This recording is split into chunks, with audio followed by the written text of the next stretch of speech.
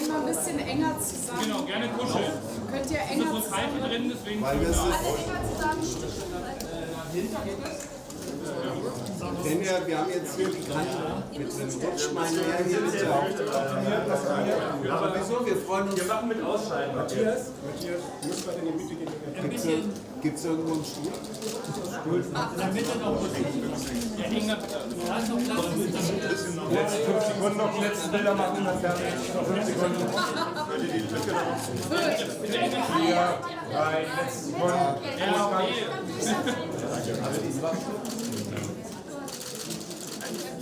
Also muss bitte noch ein bisschen länger zusammen. Ja, Dankeschön. Wollt ihr einmal in der Mitte anfangen?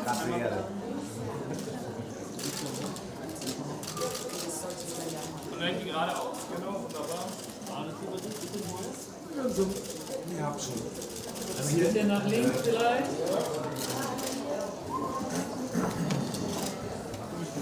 Mehr links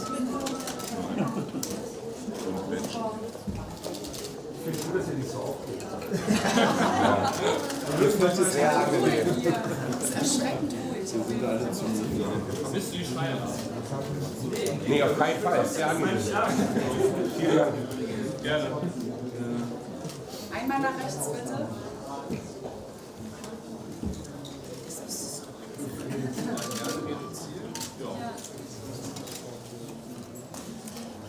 Einmal in die Mitte, bitte.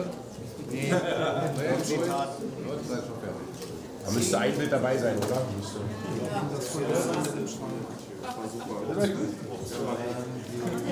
Danke. Und jetzt bitte bleibst du natürlich da auf. Oder? Was soll das hier? Aufschreiben. Genau, jetzt.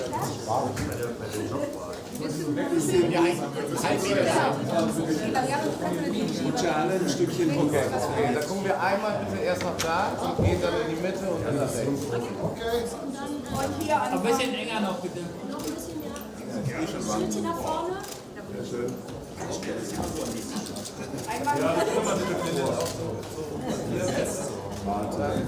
So, einmal nach links. Hier. Ecke. And one there in the middle, please. Und jetzt mal in die Mitte. And another one. Einmal unten in der Mitte. Hier bitte. Danke. Geht mal einen Schritt nach vorwärts, bitte, geht das? Ja, einmal, so noch einmal in die Mitte. Ich bin entspannt. Völlig in Ordnung. Komm ein Stück rein. Komm rein. Noch ein bisschen. Jetzt einmal nach rechts, bitte. Ich mach nochmal die Mitte vor. Da gehe ich mit. Aber die Mitte ist überbewertet. Ja, bitte nehmen die auch nochmal. Okay. Probier es auch nochmal hier oben. Schaut doch mal hoch zu mir in die zweite Reihe, bitte.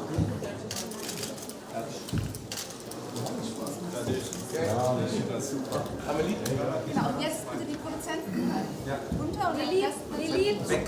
Lili. Genau, erst einmal da bitte. Ja, die kriegst du. Dann einmal in die Mitte schauen. Bitte gerne. Ja.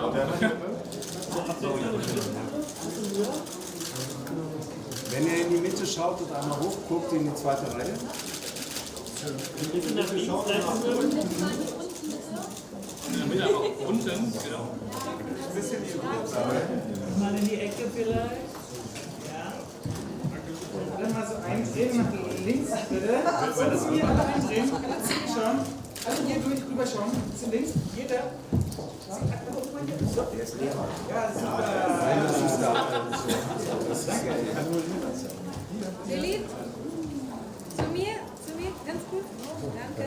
Ja, du sollst jetzt wieder aufs Bild kommen, das wäre nett. Schaut noch mal her, bitte. Einmal hier hochschauen. Schauen. Und dann noch einmal hier in die Mitte. Ganz Mitte, hier unten. Mal hier in die Mitte schauen, bitte. Genau, wunderbar. Dankeschön. Okay, jetzt machen wir noch euch drei plus Matthias. Du darfst runtergehen. Und dann kommen nochmal die Schauspieler ohne Regisseur. Mit Ausscheiden. Danke. bitte einmal hochschauen in die zweite Reihe. Und dann gerne wieder einmal in die Mitte. Genau, hier unten in die Mitte, genau. Von mir rein. Perfekt, danke. Dann nach rechts. Mal bitte hier hoch, danke. Einen Schritt wieder Heute nach links und vorne. nochmal nach oben, bitte in die Ecke. Danke. Angst, ne? Und nochmal den Blick. Ja, hier oben bitte nochmal. Linke Seite nicht vergessen, bitte. Matthias, Genau, Matthias noch. Schauspieler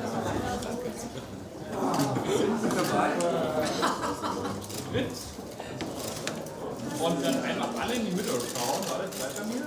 Genau. Zweite Reihe wäre sehr nett, wenn er nochmal in die zweite Reihe schaut. Einmal hier. Oben bitte Fokus. Und links nicht vergessen. Danach nach links. Ganz links oder drei bitte. Ganz links, jetzt super. Und die linke Ecke.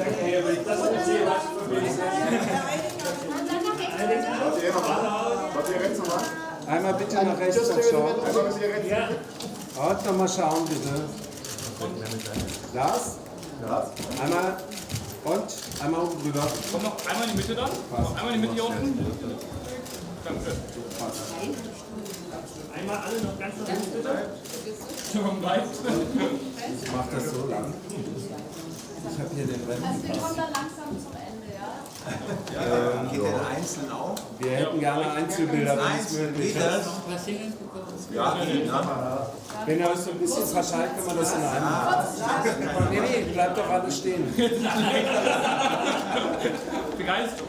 Bleib doch auf dem Braun. Lilith, schaust du nochmal zu mir? Einmal hier. Einmal zweite Reihe, bitte. Einmal geradeaus in die Mitte schauen. Unten in die Mitte, Mitte. Weiter. Lars schon bitte. Ja. Einmal hier bitte. Hier nochmal bitte. Einmal hier in die Ecke. Ja. Just there in the middle. Gib mir Daumen. Ja. Und noch einmal in die Mitte schauen. Noch einmal in die Mitte. Einmal in die Mitte nach oben. Genau, und jetzt noch einmal die Corinna alleine und dann der Lars.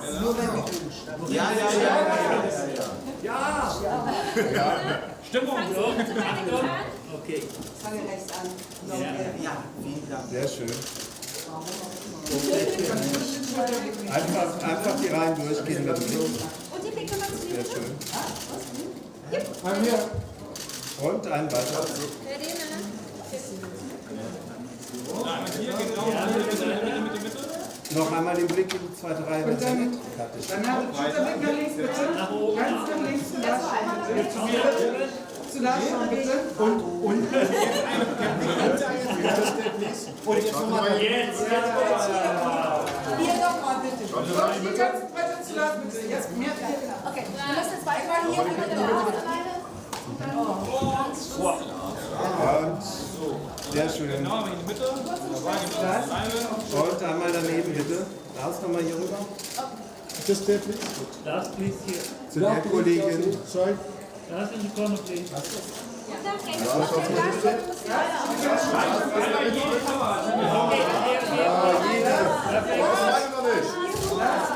Darf wieder einmal hier gucken. Darfst du mal ein bisschen rechts, bitte? Ja, Moment, ein bisschen kommt das durch. Erst noch nicht bei dir. Das geht Stück für Stück. Lars, bitte einen Schritt nach vorwärts. Einmal ganz nach rechts. Lars, entschuldige. Einmal noch den Okay, Blick. wir müssen dann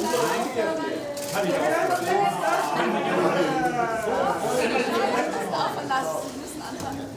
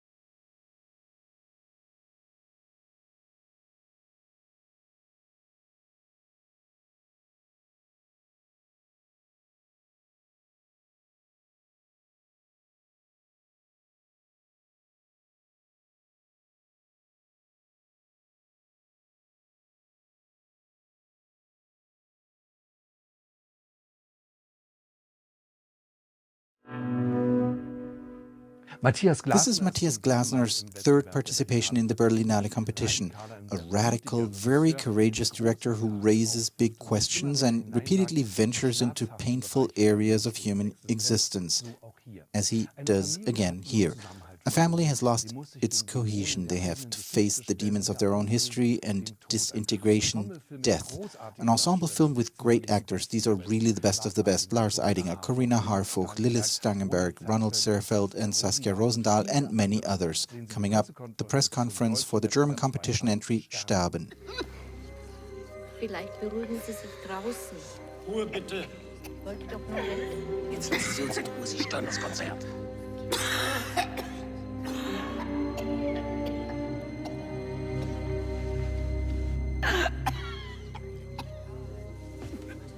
Was ist denn los, Baby?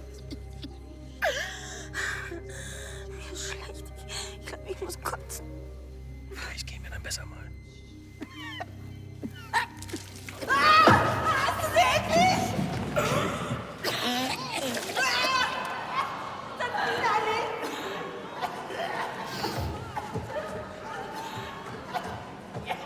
Bitte gehen Sie, bitte.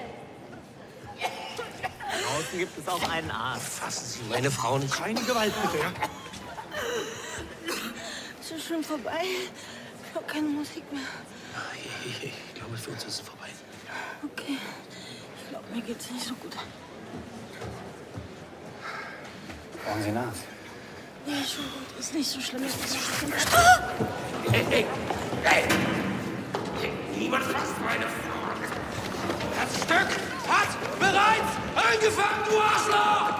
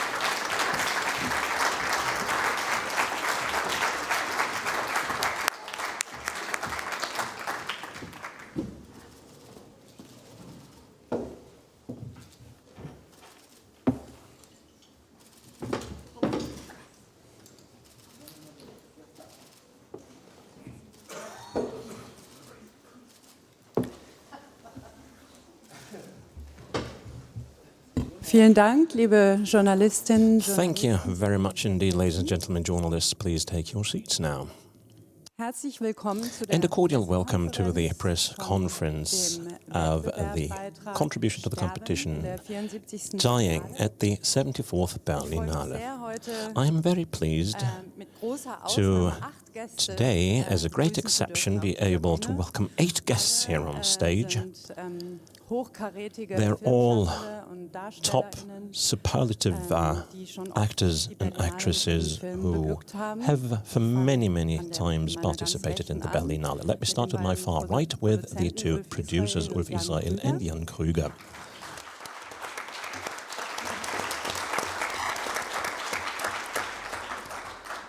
Robert Gwizdek. Robert Gwizdek, the actor.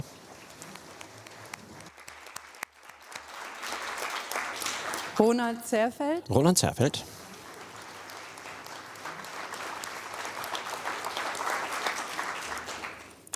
Lilith Stangenberg. Lilith Stangenberg.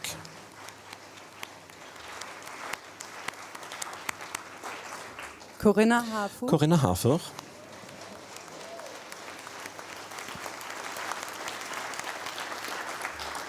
Lars Eidinger. Lars Eidinger.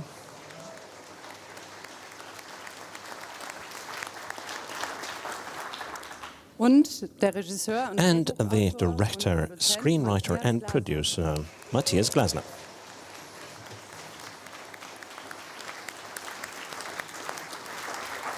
Wir haben übrigens noch weitere. And by the way, we have more great guests, also actors who are sitting to our left here in the audience. And congratulations to you too. And producers, world distribution, all of you are welcome here. Now, Dying is a movie about dying, about living, and everything that's in between. Matthias, it is also a very personal film, a personal movie, perhaps even one of the most personal films you've ever made. Perhaps you could tell me what the starting point was for you. Where did this film come from, as it were?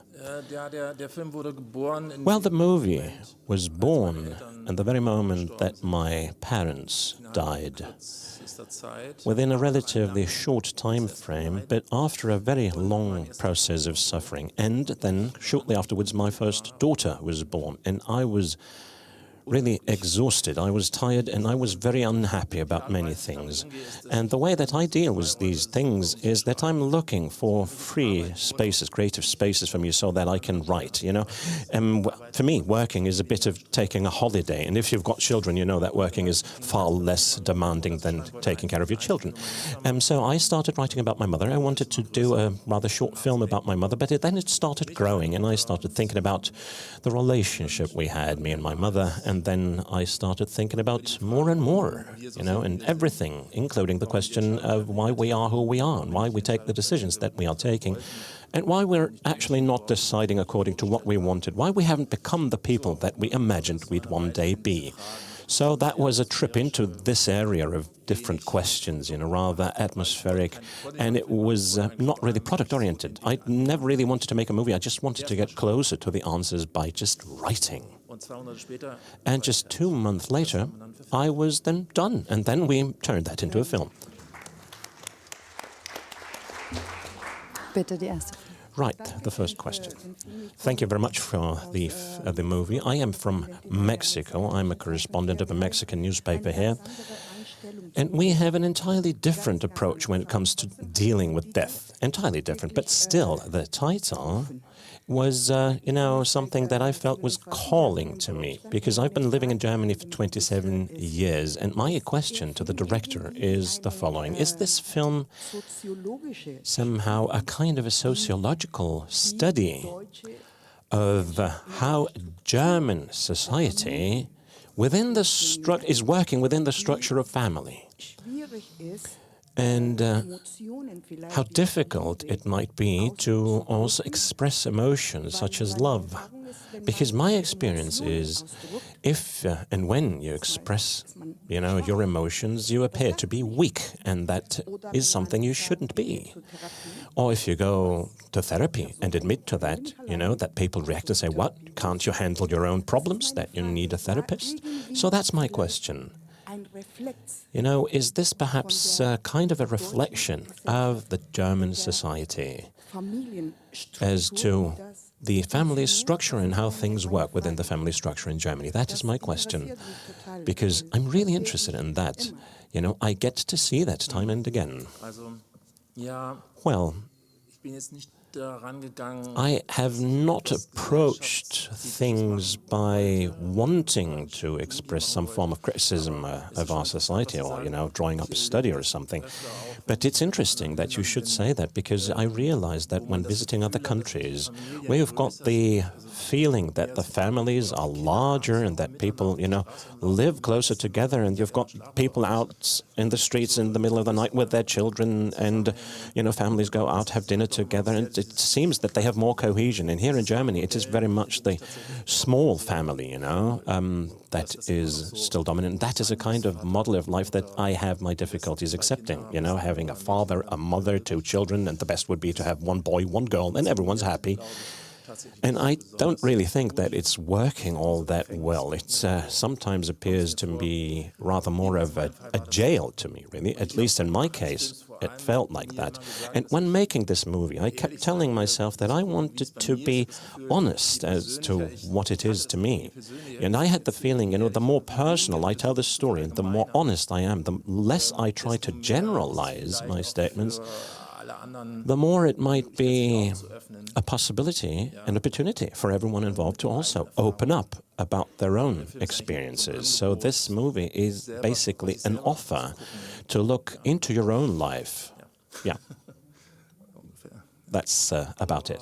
Hallo, ich heiße Boris und ich Hello, my name is Boris, and I'm working for Slant magazine. First of all, thank you very much for this wonderful film. My question goes to Lars. So I noticed that even though the film is called Sterben, it's also about the various types of freedom we encounter in our lives, like physical freedom, artistic freedom, and romantic freedom, Freiheit. So it seems also very pessimistic about our chances at realizing these freedoms in our lives. So I wanted to ask, because it's interesting how much of the movie Sterben is centered around the music piece that you and the composer are making, and this piece both creates and it also destroys.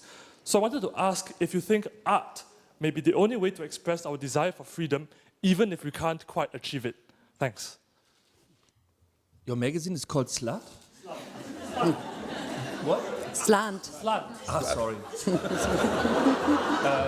Was hat Lars schon? Slant. Ach so. Ja, it's a difficult question. Wir sollen auf Deutsch reden, ne?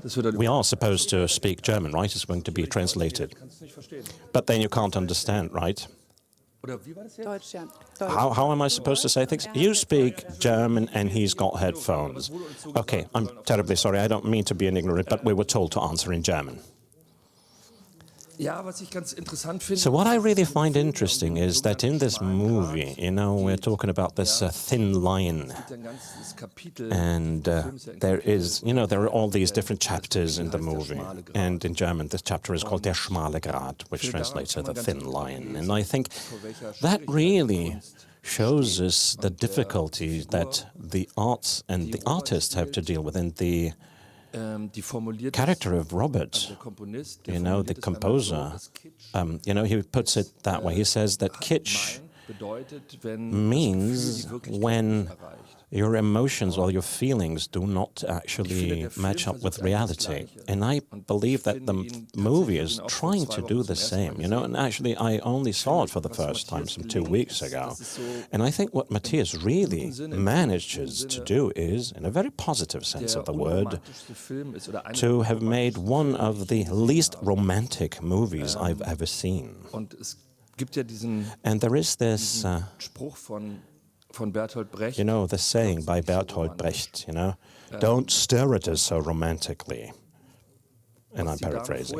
But you know what the lady said, the lady from Mexico just a few moments ago, I found very interesting. Because, you know, people might think about therapy and, you know, therapeutic analysis and, you know, this breaking this up. You know, when he says that people are not supposed to stare so romantically, that's what Brecht said, you know, and I think the movie manages to do that without being cold. It is an emotional film, but it's not a romantic film, you know, it does not have this romantic kind of level put on top of it, or layer on top of it. And I think it's also great to see it being picked up with the music, and that music has so much space in this movie. Because, you know, when I first listened to the different pieces of music, you know, I always fell for them at a romantic level, so to speak, you know, it tricked me somehow.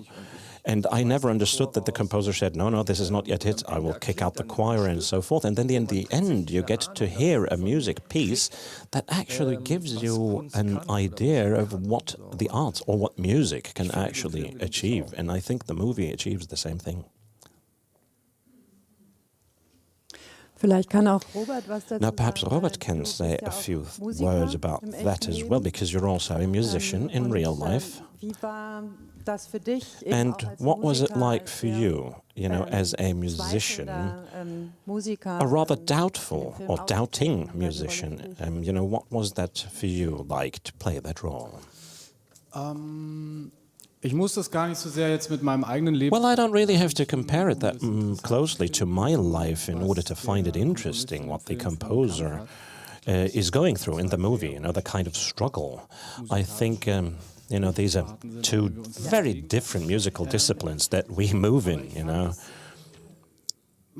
But I think that my role or my character is saying a phrase that is very important, that also opened up a new perspective for me to when it comes to looking at this movie or in the arts in general.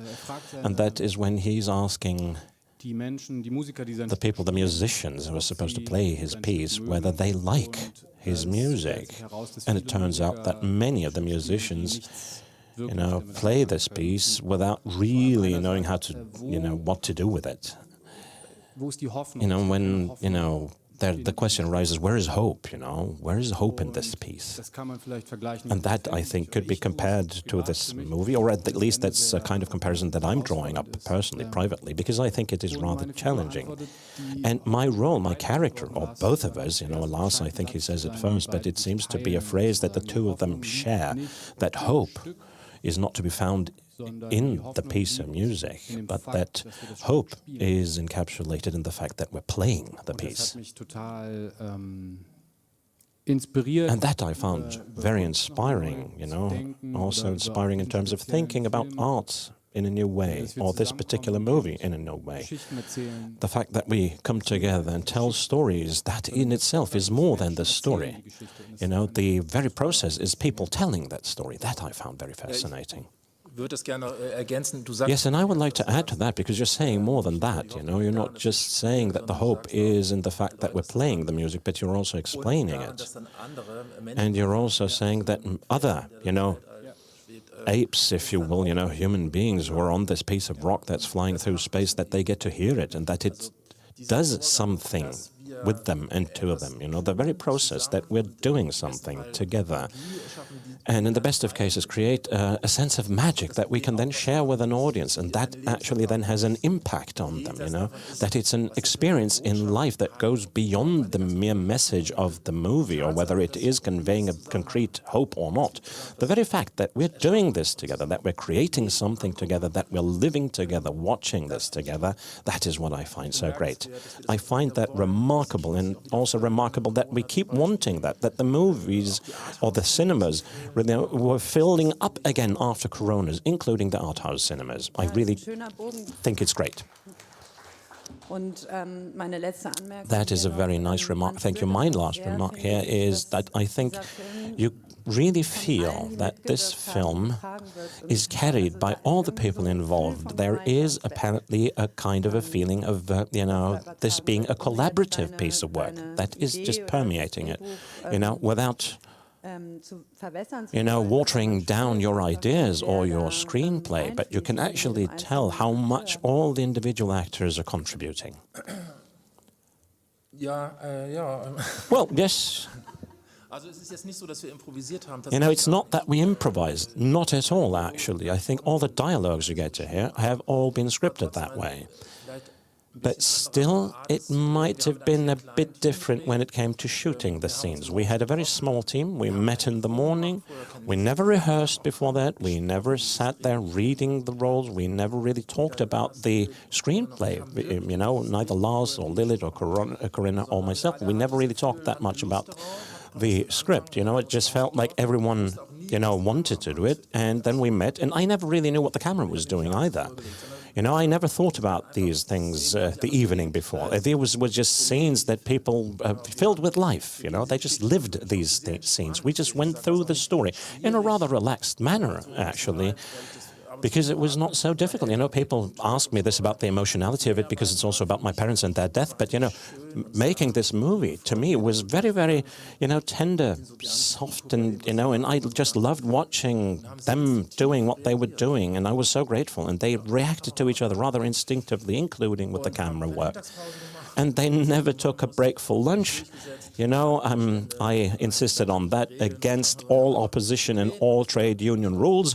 We just shot our movies until we were, you know, tired enough, and then we went out to a restaurant, had a meal together, talked about life and everything. And that was really beautiful. Hello, what a film, what a movie. It's such a complex movie, perhaps the most complex one here at this festival. My question goes to Matthias and to Lars. You know, within all of this complexity and this dysfunctional family with all their dysfunctional relationships, how could Thomas still remain, you know, such a humane human being, if you will? How could he retain his humanity? How could he listen to everyone? How could he help his friend when it came to, you know, the instance of death? You know, at least emotionally he helped him, you know. You know, you might think, well, this is very cold, you wouldn't do that. But, you know, it really felt like a very warm reaction, because he truly listened, you know, and was not, you know, distracted by something else. So that's my main question. And an addition here, an additional question to Lars. You know, when preparing for your role of a conductor, did you have particular forms of inspiration from individual conductors? Kate Blanchett, says Mr. Eidinger.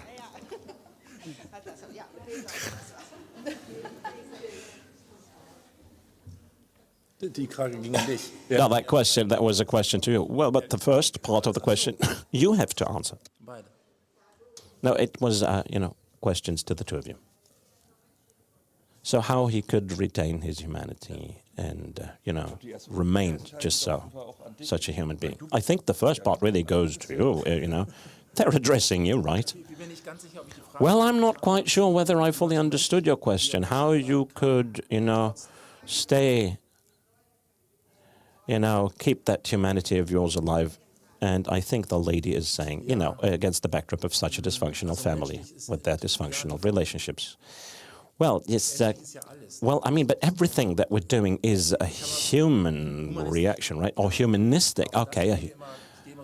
You know, I keep assuming that I am not a stranger to anything that humans might do. You know, all the things, be they good or evil, are part of being a human being, you know.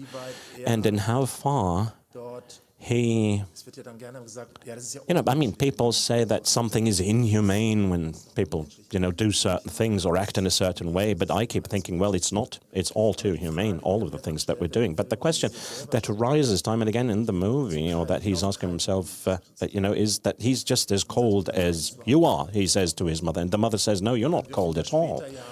And he says, yes, I am. And then Liv, you know, says the same thing to him, you know, at the cemetery, that he was so cold for doing that. And I think that all of these are rather dubious statements. I would question all of them. I don't think that any one of them is really right, but I'm not quite sure. It's a question that I've been pondering, you know, whether I am a cold person. You know, it really drives me crazy, this question. And my question, of course, my friends keep saying, no, you're not a cold person at all.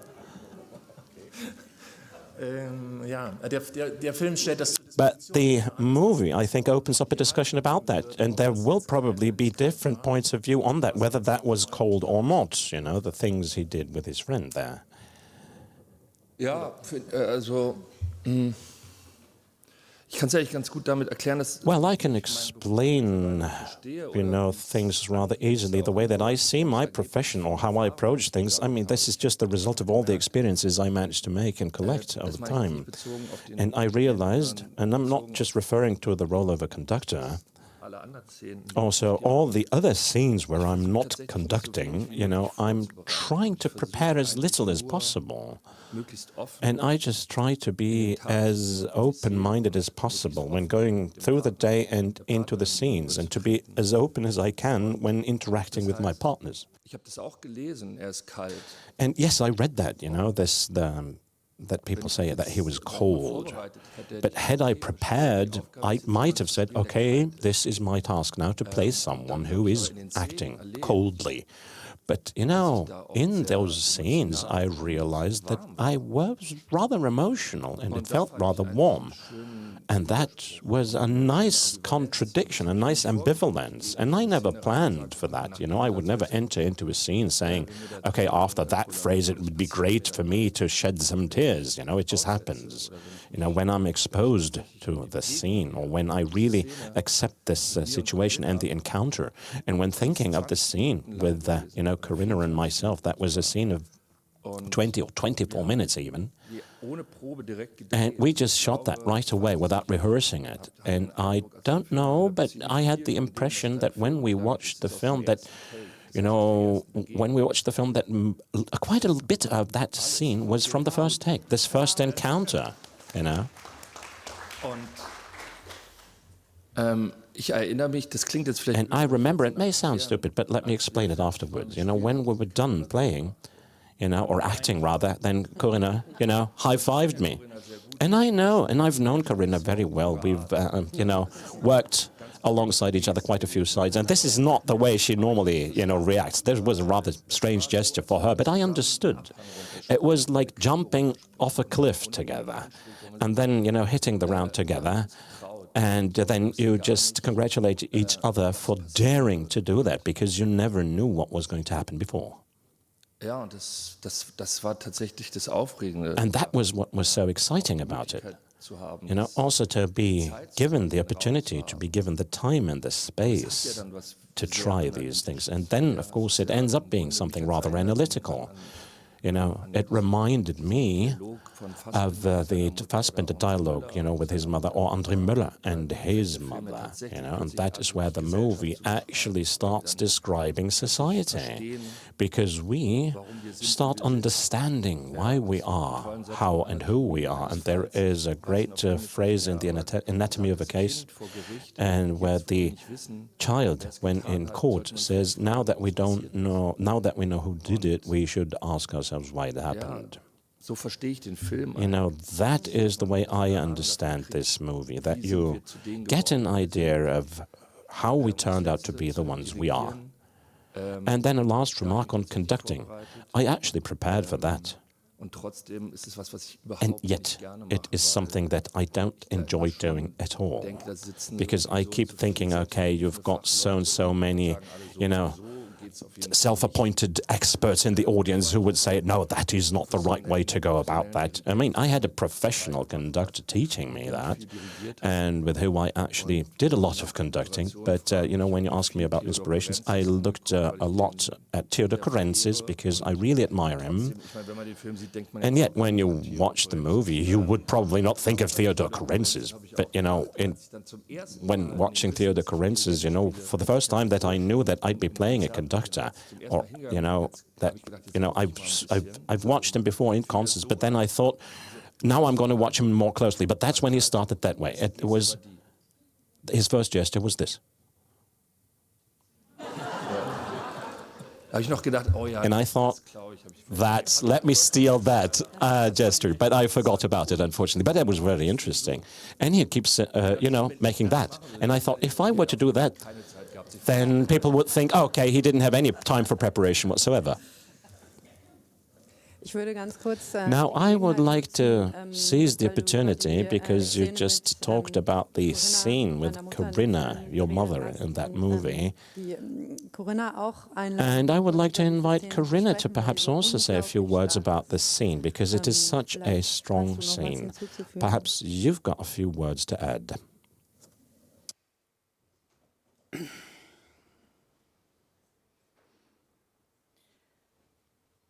You know, what is so pleasant about working with Matthias, and we've made a few films together.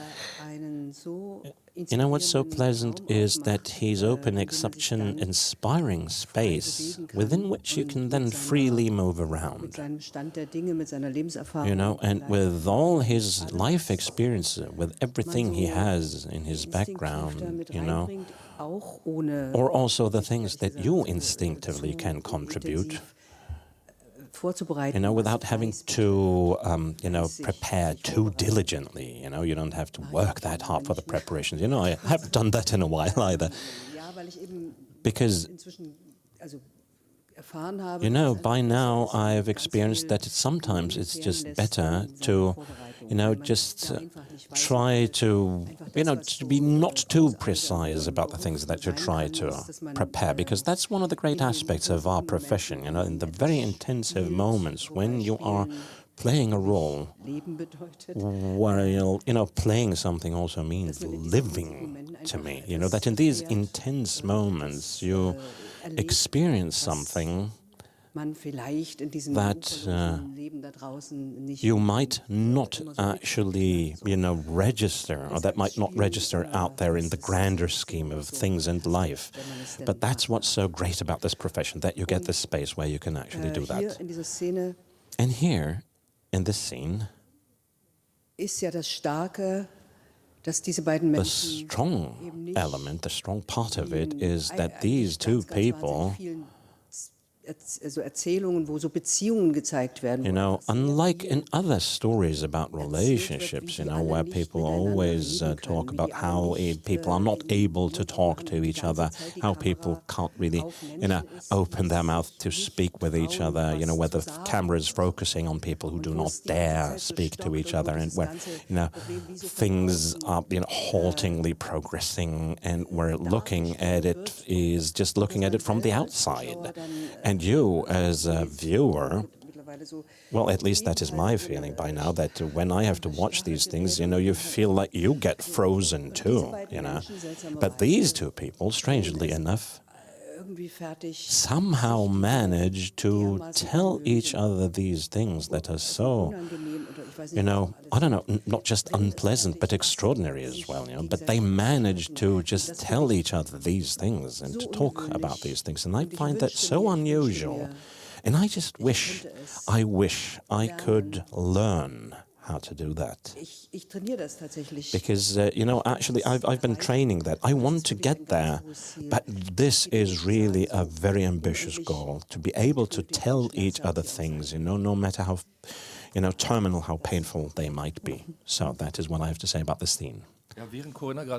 Yeah, while Corinna was speaking, there's something occurred to me, you know. I had just another thought that I think is a very nice way of summing things up, you know, at least for myself, in general too, but I'm only saying this for myself, because I can't speak for others. But, you know, what I'm acting there, what I'm playing there, this is something that I could not play if I had to prepare it. I can just play it in an unprepared way, and that is an interesting insight, I think. Kirsten Liese, freelance journalist. I wanted to say something about Theodor Korentzis, but I have to add that I'm also a music journalist and a musician. First of all, my compliments. You play a very credible conductor, and what Theodor Korentzis would have done entirely differently is, you know, where the sister had to vomit, you know, he would have interrupted the concert, then waited for 6 or 7 minutes, and then restart the concert, which leads me over to my first question. Now, after this real great scene, you know, with the dialogue between Mr. Eidinger and Ms. Harfor, and then later on between the composer and the conductor, why at this point at the Philharmonie here in Germany, why you've got this grotesque vomiting scene that I found rather disturbing? I thought it doesn't fit in. It has an entirely different tone, and it you know, makes us lose the feeling that things are serious. And my second question goes to the music. The film composer, was he somehow involved in the filming? Because the piece that he wrote, you know, really touched me, and I have to tip my hat, you know, I'm not really listening much to modern music and then feel that it touches me. Did he write that piece while he was shooting? Did he write that before, when he read the script? Or was he part of the whole procedure? Did he write different versions? And what happens to this piece that we got to hear in its entirety with a professional orchestra towards the end? You know, the musicians, the cello player appeared to be a rather professional. So will this be then also be performed, or what is happening with that piece? It would be really a pity if it were just limited to the movie. Well, first of all, Lorenz Danger, the composer, is going to be very pleased with what you just said. And he asked me to say one thing. He said, Matthias, just a tiny thing, please mention it, you know, tell people I'm not a film composer. I am a composer. Because although he is a very successful score or film composer, he is mainly a composer who's also, you know, in the world of avant-garde. He's writing for ballet, for choirs in London and so forth. That was very important to him, to make sure that this is a kind of music that is credible within this framework, because, you know, it really is something that I don't like if it's not credible. He was the first one that I showed the screenplay to years before we got started with the film, and I said, Lorenz, okay, if we ever do this film, the music is going to be totally super important, because it's not just about composing a piece of music. You have to show, you know, the steps, the different phases, the different crises that you're going through with this piece. You know, you've got rehearsals that are going well or rather badly, and then you will have a kind of a distilled version in the end. And, you know, we started developing this piece in many different variants. And then it was also important to me to make sure that it's a kind of music that although it needs to be a credible piece for an orchestra, that it still is accessible enough for the viewers to understand it, even if we're not academically educated in that area. We just have to understand the magic of the moment, the choir scene. Towards the end, the solution was to say, okay, let's just slow things down. And, time and again, we slowed things down. And that is an idea that I love anyway, slowing things down. You might imagine that, making a 3-hour movie. But, the process of how this music was actually made and to make that understandable was a great task that I think Lorenz solved greatly. Before we started filming, he said he was about, ready to just drop it all. He said, I can't do this, this is just not feasible. And then I said, okay, but if you can't do that, I have to stop filming because we can't make the movie then. And then he said, okay, let's meet next Friday. And either on that Friday, we will find a solution together, or we just don't do it. And then we met on Friday, sat down together for 8 hours, and we found a solution. And that's mainly what you get to see in the film then. Nochmal zu der Szene, wo die Lilly sich And the question of the character of Lilith. Well, right from the go, it was important to me, to show this element, which is also part of my life, this element of punk, this element of rock and roll. Not, the background of classical music and highbrow education. I love both, I wanted to have a lot of music in my film. I wanted to show that part of it, that side of it, but I also wanted to show, this kind of stance of someone who does not want to just, function as part of the system. I was once in a position where I could have imagined ending up, and as such a person, I also, in that scene where the punk singer is singing, on stage, I'm the guitar player playing the guitar there. That is a part of me that I also wanted to be part of that family. Someone who is trying to, just deny their contributions to the capitalist system, as it were, although, she might be even more talented than her brother. But she does not have the ambition to become something inside of the system, just as Tom has. And that is why there is this kind of tragedy as part of her character. She's a wonderful singer, and yet she rejects to be part of everything. That's part of her attitude, and that's also part of what I wanted to tell. Now, Lilith, this might be a good point in time to also talk about your role and, the very fact that you reject to be part of the system, that you don't want to be, part of the system, that you don't want to conform to it. How did you get closer to this role, your character? Well, I tried to actually look into what is behind the urge to get a buzz, to get, to be drunk, and to, what makes people do that. I think there is a kind of an inner urge, a kind of inner necessity to just trick the laws of your everyday lives, or to reject these everyday rules. But at the same time, I also think that this speaks to a longing to just overstep boundaries, perhaps to even dissolve, Perhaps there is even a longing for death hidden somewhere, that there are certain feelings, certain fears, certain inhibitions that you might have that you just kill off, at least for a short time, when you are in ecstasies, when you get that buzz, when you get drunk. And in this scene that you just mentioned, it was very important to me right from the beginning, because, over the last years with the pandemic, then, George Floyd, the incidents where he shouted that he can't breathe, and during the pandemic it was also about, our respiratory tracts, about the fact that people felt they couldn't breathe, either with the disease or the mask. So it sounded like kind of, a motto for the whole of society, that no one felt they could breathe anymore. And I can understand that kind of feeling at a place like the Berlin Philharmonic Orchestra, the Philharmonie, which is a wonderful place, an impressively wonderful place, and yet it represents this bourgeois culture that, can take away your breath and can be suffocating. And that is not quite as alien to me as a concept as it appears to be to you. I never felt that this is an act of revenge or that she's trying to sabotage anything. I really read it the way that it's something that's just happening to her. Perhaps out of the rejection of the values that her brother is embodying, like success, a career, fame. But Ellen is someone who is not at all interested in these kinds of values.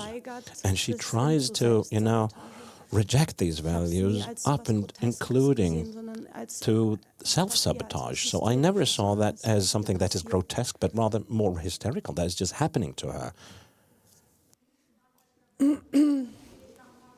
Entschuldigung, wenn wir kein Mikrofon haben. Nee, No, I'm terribly sorry, not without a microphone. I think we should... Yeah, but why doesn't she just leave, when I start coughing, then I would leave.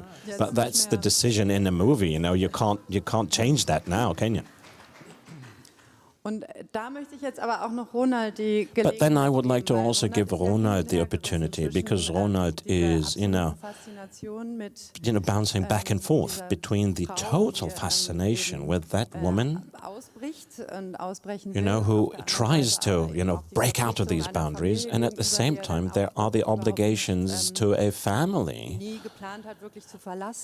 he never really planned to leave, actually. I would like you to say a few words about your role, your character.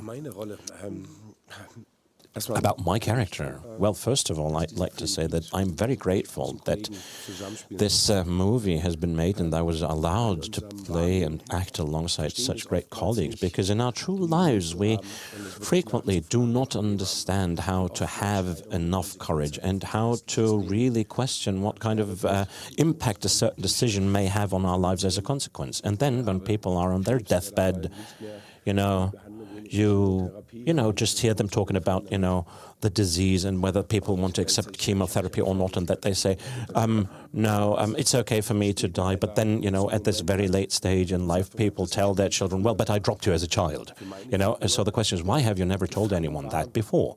And my character, is somehow trapped, it's being introduced, my character, by, when you first hear the doctor's assistants talking about, the kind of trouble this person may have had. But, my character just, was dropped into this family. He tried to hold on to a construct that is not functioning. He always missed rock and roll. He always missed being able to take a deep breath. But he was never able to reflect enough to understand what is not right with him, But he feels that there is a kind of longing, that there is something that he's missing in his life. But he was never able to tell his wife, I can't, I can no longer.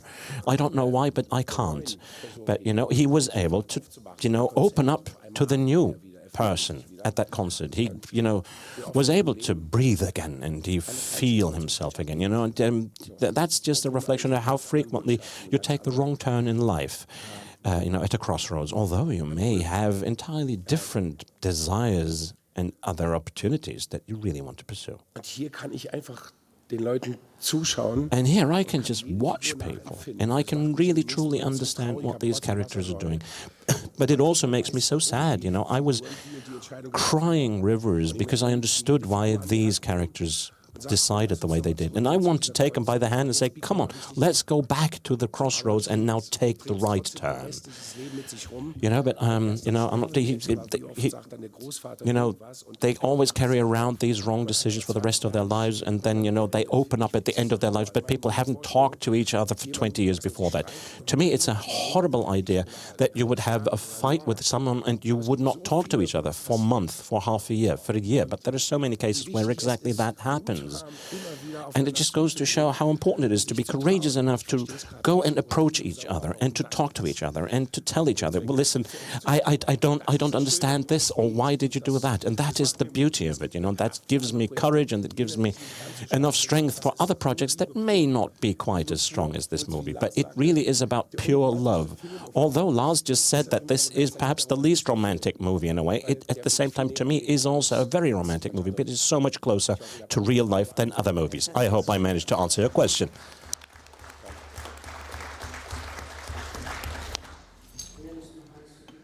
Refugee News. Mahari Sige from the Refugee News. Because it's 21 years I come in this room, and you brought two friends of mine, really, Ronald and Lars together. And this is really great for me. But my question goes to the producers. Can you tell us how you started this? Because, okay, he's also producers, but can you tell us how you met and what was the reason that took you to this project? Ja, ne? Ja. Matthias ist Produzent dieses Filmes. Und Well, Matthias is also the producer of this movie. And Matthias also wrote the screenplay. And with this screenplay, he approached me some 4 or 5 years ago. And, you know, you talked about, you know, trust and confidence in this movie and all these other things. But what Matthias manages to do is not just to create spaces for his actors, but I could also trust him to make this movie, and he really fulfilled all my hopes and justified my hope. You know, I just had the feeling that I read something that was true also when it comes to the experiences I've had in my life so far. And although it may be a very, very personal movie, and perhaps it's also, you know, encapsulating the personal history of Matthias's life, you know, the universal nature of the story that's being told allowed me to see so many things there, you know, love, death, family. I recognize so many things that also happened to me in my life, and I hope that many others understand what I'm talking about. So it was very easy for me to agree right away, especially with this great cast, with this great team. So it really was just an exceptional, you know, journey of a family that we could undertake together. Hi, Tina Dunkel. ARD question to Matthias Glasner. Now, this is a very personal movie, so there is also a rather concrete alter ego hidden there, but I think there are many different persons that could be read into that, so I would like to know which one exactly you're alluding to. And as this is a very personal movie, how many deaths do you die before a premiere like today? Well, this premiere, how many deaths do you die? Do you die during a premiere? So how excited are you? You're not going to die, don't worry. Ja.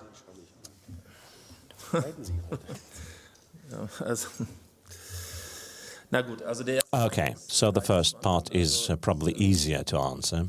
It's as follows. You know, Corinna's and Hans-Uwe Bauer's, so my mother and my father, their characters are very, very close to the real thing, you know. I just copied things from my memory, basically, while writing. There are scenes like, you know, the encounter between the father and Lars and Corinna, you know, in that home where he said that he's going to get him a TV from Amazon. That's a scene that I really experienced one-to-one. That was the exact same scene. That was the last time that I met my father.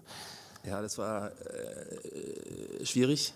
And that was difficult, but it was also beautiful to see how they're doing this, also how Hans-Uwe was doing it. And that's why Hans-Uwe is really my father in that movie, because he was so close to the original. I was so grateful for that. Ja. So, aber auch ganz viele andere Dinge im Film. But there are also so many other things in the movie that are made up, but let's not get lost. But, you know, I'm just saying that other, you know, characters are parts of who I am, or, you know, just reflections of what my life could have turned out to be. You know, Lilith is a reflection of a part of my life that I could have gone for, you know, or that sometimes is reflected in my life. Or even Robert, you know, rural, you know, character, you know, the question about the ring and who you are and whether you enjoy living or not, you know, is something that I keep thinking about, you know, because you're being dropped into this world. No one really asks you about that, you know. It's just, wow, there you go. Now you're alive, you've got these parents. And you might be saying, no, I'd like to have those parents over there. No, this is now your life, just go and live it. Then people always say that life is a gift, you know. I don't know, I'm not sure. I've gotten nicer gifts. You know, I sometimes think that living a life can be difficult, you know, and if I have to live this life, I want to have the freedom to be able to decide when it's enough, you know. And not only when you're terminally ill, but if and when you decide that for yourself. And that's part of that character of Robert. Und ansonsten, ja.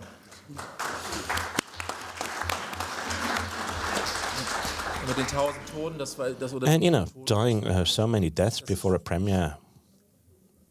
Well, later, after the premiere, yeah.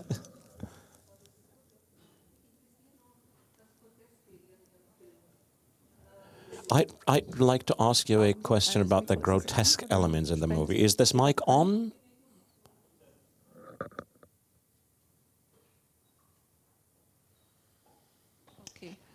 Right, okay, again. Michael Schabel from Schabel Kulturblog. Now, your script is a very personal one, but what motivated you to also introduce these grotesque scenes like everything around the tooth? You know, I may explain that, you know, you know, that you somehow try to get into the humorous part of that story, you know, that felt a bit forced. I find it a bit irritating. Well, yes, but I also wanted to talk about, you know, excess, about exaggerating things, overdoing things. It's also part of my life, you know, and this is what can actually happen in a bar at night, you know. And other people told me, yeah, I've experienced these things, you know, with a singer of a punk band, and we had to extract a tooth before the gig, you know, behind the stage. And I mean, that's also part of life, isn't it? And I don't think it's really that grotesque. Because these things happen to you in life, if you're lucky, you also get to see these kinds of things. And to be honest, you know, perhaps I can explain that. I never wanted to make a movie that is just so serious that everyone feels they're heavily affected. So this was all in the script. No, it was not improvised. We never improvised anything. I wanted to show all these different sides of life that are all part of life, and I wanted to tell those stories. Right. We now have another 5 minutes at most, so this lady here, and then later you. Hello, Marina Baranowska from Deutsche Welle. I've got a question that goes to Matthias. Why is this movie called Dying? Because it is not actually about dying, right? It's about a whole universe. It's about life, love, dying too. But, you know, in this case, in this instance, dying is just part of life and of living. So why call it explicitly dying? And another question I have to Lilith and to Robert.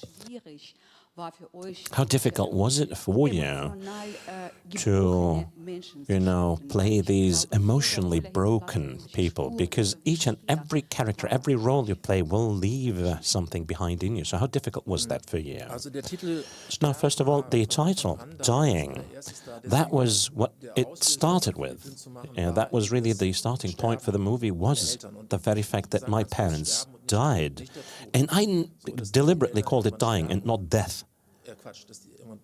You know, the very fact that your parents are dead one day, that's what you can expect, and that's what everyone expects. But what I never expected was that it could be such a long process that in my case took years because it took them so long to die. And that you are the one to determine everything, you know, during that process. You know, how do you act with them, you know, that you're responsible for everything, and that you, even though I may have not had a good relationship with mother before that, you feel that you're responsible, you have to go there, then your father is in a care home and you don't visit them, and why don't I? So I had the feeling that all the things that we're seeing in this movie has been triggered by the very process of dying.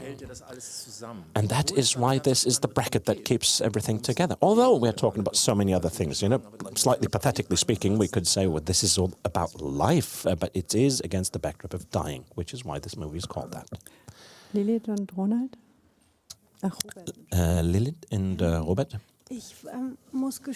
Well, I have to admit that when I first read that, I was not really so clear or I never knew quite so clearly that this character, this role would be so challenging at all these different levels, but it really just swept me along. I mean, we started at the end of November when it came to filming, then there was an interruption, but I had my last filming day at the beginning of April, so it was many, many months.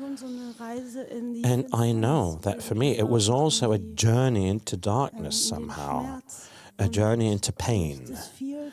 And that, you know, it was rather more unsparing as an experience than I would have anticipated. So I was rather naive when I first looked at it. You know, the ideas of trance, of getting a buzz on, of being drunk. I mean, it's something that I've dealt with professionally also in other works. But, you know, in this kind of utter darkness, I never played anything like that before. And yet, I always thought that, you know, this character is also a bit of a character, you know, a pirate-like character, an adventurer, who has this desire to create the highest level of intensity and to, you know, just circumvent and subvert the things that are natural and normal. And that was, of course, also great fun. I don't know about you.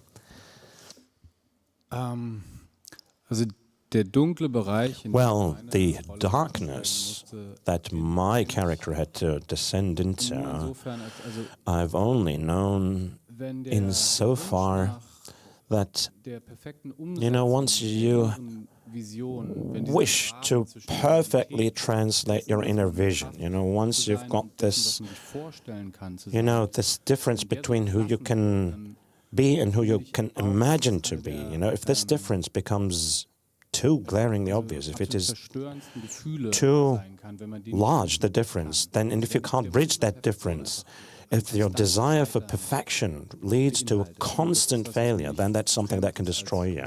And that is something that I actually know from my work. You know, that I constantly am dealing with trying to somehow digest the failures that I encounter while I'm trying to do the things that I want to do.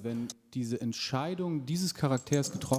the scene towards the end, when this character actually decided to put an end to it, that led to a very strange kind of feeling of calm that never had anything to do with darkness anymore. Because the way I understood that scene and the way I understood that character, it was not his first try. But this time round, it had a different tonality. It was clearer. And, you know, it was just like, wow, there is this possibility of getting off the train, and this is my stop, and here are my things, and I'm out. I'm also out in terms of the empathy that you'd feel when you do this to your best friend. You know, I don't have anything to clear up after me. I feel no compassion whatsoever with any single human being anymore, because the compassion that I have for myself has already died. And it's an incredible thing to happen, but it is not dark. It is, in a bizarre way, a rather, well, the opposite. It's a light kind of feeling. Well, not light in general, but, you know, as the person, as an actor, to me it felt like there was more light than darkness. Hard to describe. And I wanted to also add another thing. You know, what was important to us, at least in terms of the characters here, we never wanted to make a film that would, you know, be moral about alcohol being bad, or wag the finger and, you know, denounce alcoholism or people who get drunk, you know. We never wanted to judge people. It's also an homage, if you will, to a form of being, of feeling alive. And I think that societies that no longer have any form of excess is a dead society. And of course, the path that my character is on is a very radical one. But it should never, we never wanted to turn this into a moral story. Now we've got one last question. Thanks for your patience. Hello to everyone, first of all. Thanks for this great movie that is touching on so many different levels. Tsoftakis is my name. I am at the Goethe Institute in Greece, and I am a Greek myself, but also German. I've been living in Greece for many years. But the duality between these brothers, the Apollonic and the Dionysic, was a very strong element. But I have a question to Matthias. What struck me in this movie is that people only touch each other's and, physically, either when they have sex or when children are around.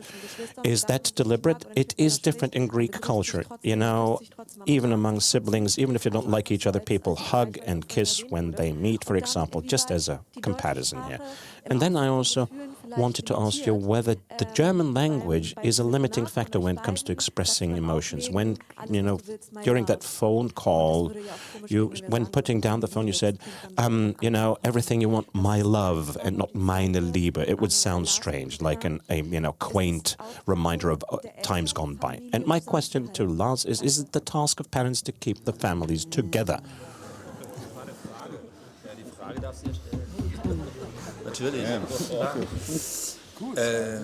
So, ganz kurz mich sortieren. Das war...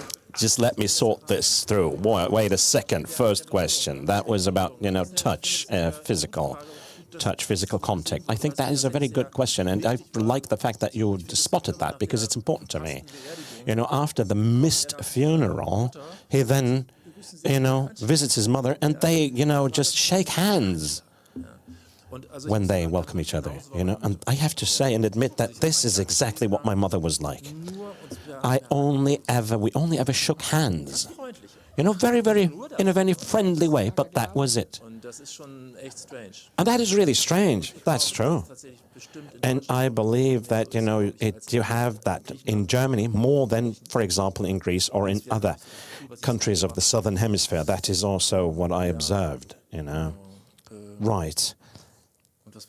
And the other part, please, please help us get out of his inabilities and redeem us. Yes, okay, so German as a language and as a limiting factor, interesting.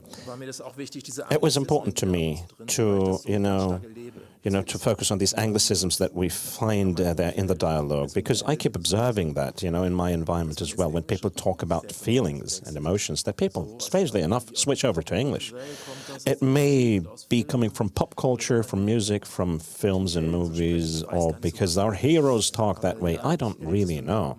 But I sometimes realize that I'm also talk that way. And it's a bit embarrassing, but sometimes I no longer even realize. But it's interesting.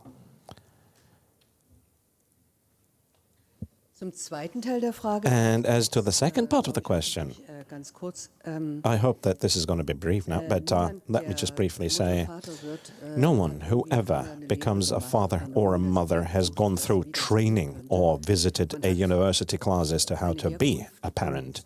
You have your background, where you come from, and you probably learned a lot more, took along a lot more than you might realize, because everyone always wants to make this, huge step, and not be like their own parents. You want to do things better, you want to do things differently. And strangely enough, you might be able to achieve that, but only in tiny baby steps. And the next generation might take another step, when it comes to the rules of how we deal with each other and how we treat each other. And that is why I think it is a very sentimental, perhaps even erroneous idea that parents should be able and should know how to keep a family together. I think we all just try to do our best. We are trying and doing our best, and even under the most precarious of circumstances, there are reasons why this precariousness exists and where it comes from. So it's a difficulty. It's difficult to be a parent and to do a good job. But thankfully, I know a few people who have been very good parents, like my children, for example. They are very good parents. Yeah. So that actually gives me some hope. Well, I think that the question was beautiful and very well worded and rather complex, so it is even better than trying to give you an answer. The only thing that I might want to add now is, you know, the last words that Karl Valentin is supposed to have said. You know, he said, well, for all my life, I was afraid of death, and now this.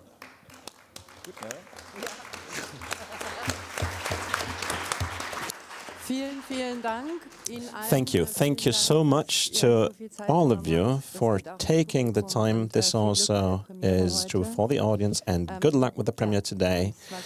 And it was really great. Thanks. I'm looking forward to your next visit.